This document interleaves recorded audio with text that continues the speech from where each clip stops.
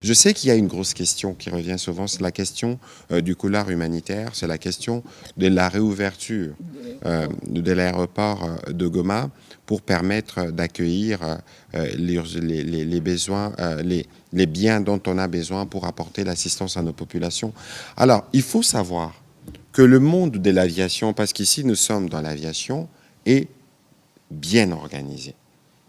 D'abord, ce sont les États qui appartiennent à l'Organisation de l'Aviation Civile Internationale, OACI. C'est pour ça qu'en République démocratique du Congo, les secteurs aériens est géré à deux niveaux.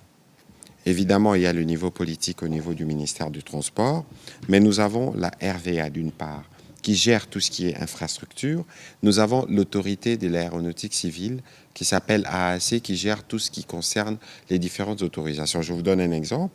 Il n'y a aucun vol, aucun avion qui peut venir sur les territoires de la RDC sans que préalablement il n'ait obtenu les autorisations, sans que préalablement il n'ait transmis les identifiants de l'avion, donc l'immatriculation, et les membres d'équipage, le manifeste, donc le nombre de passagers.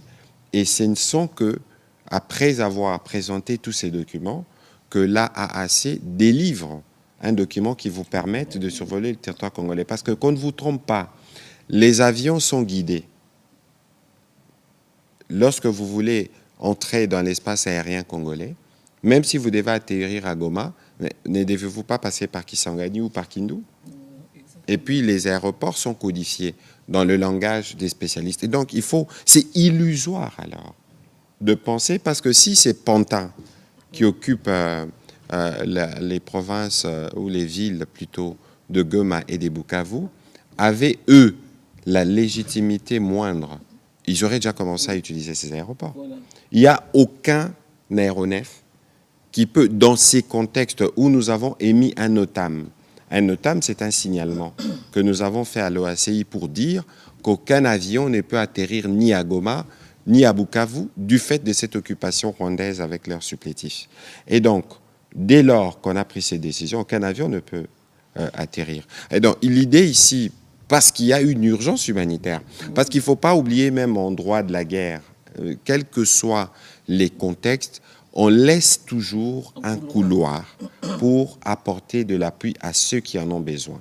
Et ni le Rwanda, ni leur fils préféré, le supplétif M23, ne peuvent s'opposer à la nécessité qu'il y a aujourd'hui d'apporter l'appui humanitaire à nos populations qui sont sur place. Alors, ce qui va se passer, on ne va pas lever le NOTAM, mais on va organiser des vols spécifiques avec des types d'appareils précis, avec évidemment la collaboration avec à la fois les humanitaires et les Nations Unies pour voir dans quelle mesure cette assistance pourra être apportée. Ça veut dire que s'il y a un avion qui doit décoller et qui doit atterrir dans ces parties-là, cet avion, cet appareil doit d'abord se faire signaler au niveau de l'aéronautique civile avec tous les détails qu'il faut, et c'est par là que les choses pourront être organisées. Donc on ne vous trompe pas, on peut bien rêver, même si on occupe l'aéroport de Goma illicitement d'ailleurs, mais on ne peut pas être en droit